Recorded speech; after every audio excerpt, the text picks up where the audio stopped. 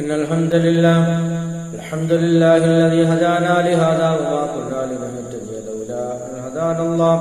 صلى وسلم على نبينا مصطفى محمد صلى الله عليه وسلم وعلى آله وصحبه أجمعين. أما بعد أعوذ بالله من الشيطان الرجيم. بسم الله الرحمن الرحيم. സൂറ അൽ-മാഇദ 116-ാമത്തെ വചനത്തിന്റെ വ്യാഖ്യാനം നോക്കുന്നു. അല്ലാഹു സുബ്ഹാനഹു വ തആല ഈസാ നബി അലൈഹിസ്സലാമിനെ വിചാരണ ചെയ്യുകയാണ്. അത് ആകാശലോകത്തേക്ക് ഉയർത്തപ്പെട്ടതിന് ശേഷമാണെന്നും അതല്ല പരലോകത്ത് വെച്ചാണെന്നും രണ്ടഭിപ്രായമുണ്ട്. ഏതായാലും ശരി, നോക്കൂ നിങ്ങൾ.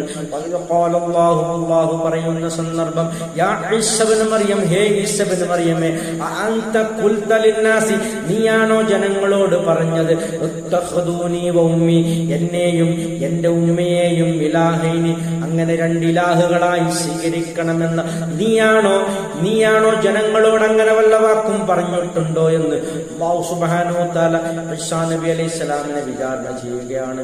ദൂനില്ലാഹി, അല്ലാഹുവിന് പുറമെ എന്നെയും എന്റെ ഉമ്മയെയും രണ്ട് ഇലാഹുകളായി സ്വീകരിക്കുവീനെന്ന് ജനങ്ങളോട് താങ്കൾ പറഞ്ഞിട്ടുണ്ടോ എന്ന് ഈസാ നബി അലൈഹിസ്സലാമിനെ അല്ലാഹു വിചാരണ ചെയ്യുകയാണ്. അപ്പോൾ ഈസാ നബി അലൈഹിസ്സലാം പറഞ്ഞു, സുബ്ഹാനക, നീ എത്ര പരിശുദ്ധനാണ്. മാ യകൂനു ലി അൻ അഖൂല, ഞാൻ ഒരിക്കലും അത്തരത്തിലുള്ളത് പറയാൻ പാടില്ലാത്തതല്ലേ. മാ ലൈസ ലി ഹഖ്, എനിക്ക് യാഥാർത്ഥ്യമല്ലാത്തത്.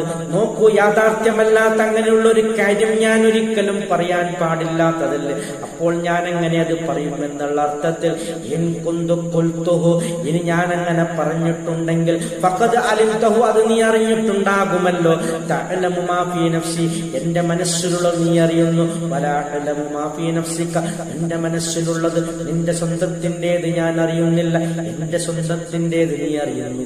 നോക്കൂ നിങ്ങൾ, ഈ രൂപത്തിൽ മറിഞ്ഞ കാര്യം നിനക്കല്ലേ അറിയൂ. അതുകൊണ്ട് നീ കൃത്യമായി അതറിഞ്ഞിട്ടുണ്ടല്ലോ. ഞാൻ ഒരിക്കലും ജനങ്ങളോട് എന്നെയും എന്റെ ഉമ്മയെയും ഇലാഹുകളായി സ്വീകരിക്കാൻ പറഞ്ഞിട്ടില്ല എന്ന് കൃത്യമായി ക്രൈസ്തവർക്ക് അല്ലാഹു സുബ്ഹാനഹു വ തആല കൂടി മറുപടി കൊടുക്കുകയാണ്.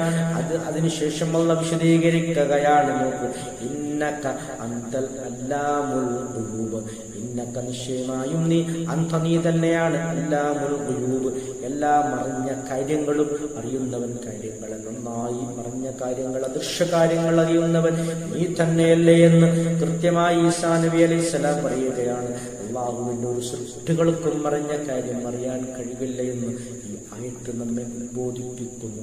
ആഖിറു ദഅവാനാ അൽഹംദുലില്ലാഹി റബ്ബിൽ ആലമീൻ.